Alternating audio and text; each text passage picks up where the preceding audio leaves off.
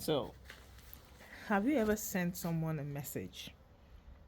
They read it, hours go by, no reply. And before you know it, you've convinced yourself they're upset with you.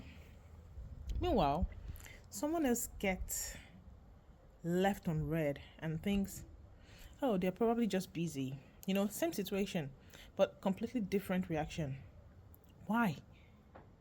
That's exactly why everyone is suddenly talking about attachment styles. And honestly, I think a lot of people are misunderstanding what they actually are. These days, attachment theory is everywhere. You open TikTok, open Instagram, open YouTube, you hear people saying, I'm anxiously attached. Is avoidant. She's fearful avoidant. It's become one of the biggest relationship conversations on the internet. But here's the problem. People are learning the labels without understanding the lesson. Attachment styles aren't meant to help you diagnose everyone you date. They are meant to help you understand yourself. Think about it. Have you ever met someone who needs constant reassurance?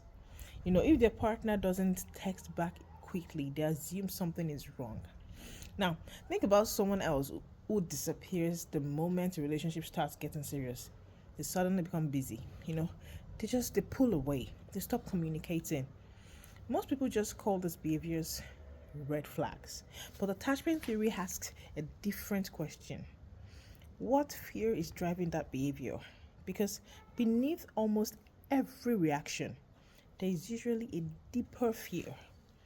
Fear of being abandoned, fear of being rejected, fear of being controlled, fear of getting hurt. I can keep on going. And once you understand that, people start making a lot more sense. Now, before somebody runs to the comment saying, so it's my childhood fault. No, this is where people get attachment theory wrong. It's an explanation, not an excuse. You don't get to ignore people, then say, that's just my attachment style. No, you don't get to become emotionally unavailable and expect everyone else to accept it. Growth still requires accountability. And honestly, I think social media has made this worse. Some people watch 2 videos and suddenly every ex was avoidant. Every disagreement becomes trauma. Every relationship problem gets a psychological label. Sometimes people just communicate badly. Sometimes they are emotionally immature. Sometimes they are simply not the right person for you. Not everything needs a diagnosis. But here is why I still think attachment theory is worth learning, because it helps you recognize your own patterns. Maybe you've been chasing people who never chose you. Maybe you push people away the moment they get too close. Maybe you overthink every text message. Maybe you've spent years repeating the same relationship cycle without knowing why. That's where self-awareness becomes powerful, because once you recognize the pattern, you can finally start changing it. And that's the part social media doesn't talk about enough. Knowing your attachment style isn't the goal. Growing beyond your unhealthy habit is.